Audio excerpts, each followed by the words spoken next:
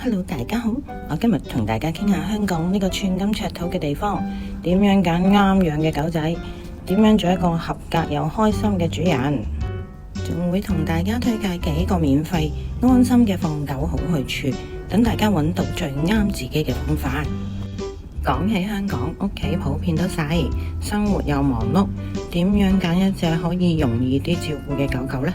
今日我就同大家介紹5款適合香港同埋新手嘅主人養嘅狗狗。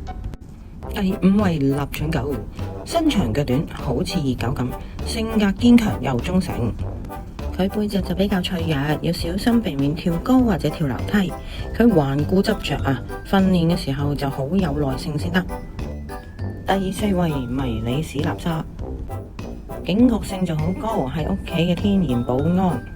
佢甩毛就唔算多，但係毛毛就比較硬同埋密，唔去美容院呢就變成小叢林。佢吠得就較大聲，要控制點樣唔好俾佢吠咁多，如果唔係隔離屋呢就會投訴啦。第3位法國鬥牛犬，佢最啱就係俾啲返工族養嘅毛孩，每日只係要短短嘅跑步時間就夠啦，簡直係懶人嘅福音。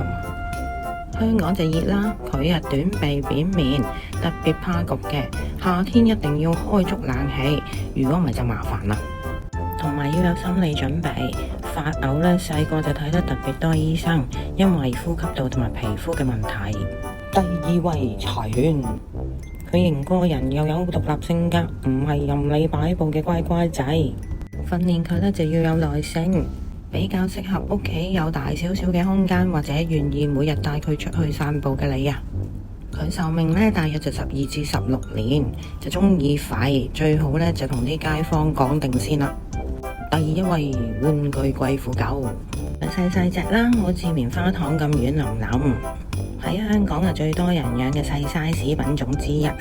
好識聽人講嘢，又叻，訓練又容易。佢啲毛質又細啦，又打圈啦，時時呢就要同佢去美容院梳剪剪。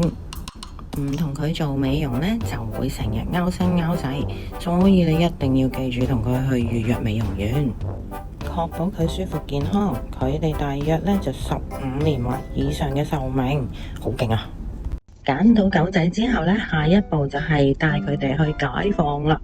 香港地呢，雖然地方細，有幾個真係好適合放狗嘅熱點，無論係大狗細狗都好適合嘅。